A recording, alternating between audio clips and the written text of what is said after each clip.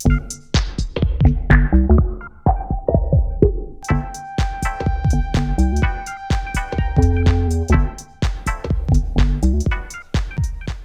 some of you might remember a video I did some weeks ago where I actually removed one of these heads, and that involved removing the pin. As you can see, there's a hole there for a pin which is present on a lot of these larger heads to help keep the head in place on the shaft. After that video, people said I ought to do a reverse of that video and show you actually pinning one of these heads on. Well, that's what I'm going to do here. It's just going to be a quick one, as it's, well, pretty easy and pretty basic. But let's go through the process. Instead of using a hand drill or an electric drill, I like using this Archimedes drill. This is an Archimedes drill if you've never seen one before. You just move that up and down the spiral column and that turns the head. And obviously the other thing that I'm going to need is a little pin. I'll actually cut this down, cut it to length and sharpen the end so it goes in a bit easier.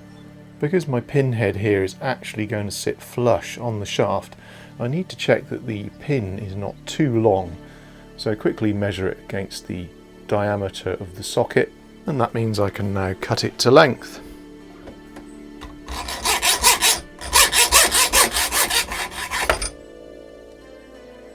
And using the grinder, I'm going to actually put a point on there which will help me get it into the shaft through the pin hole.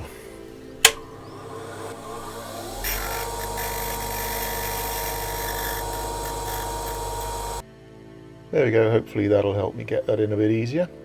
Got the arrow safely clamped in the vise here, and I've got my Archimedes drill, and I'm going to make the hole in there now.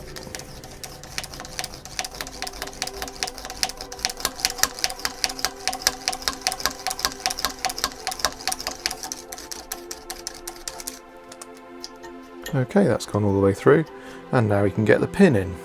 I'm going to use a pair of pliers here so I don't hit my fingers too many times.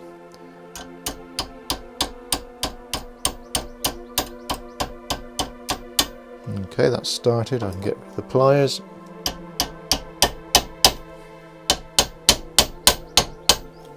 There we go, that's got that most of the way in.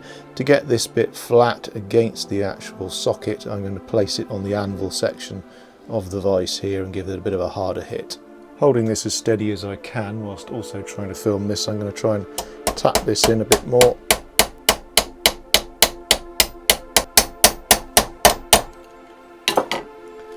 And there we are, that pin is nicely in there now.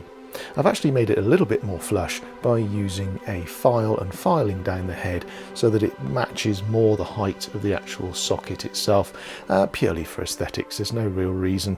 It's not like you're going to stop it catching anything, considering you're going to have trouble getting out of the target with those barbs anyway.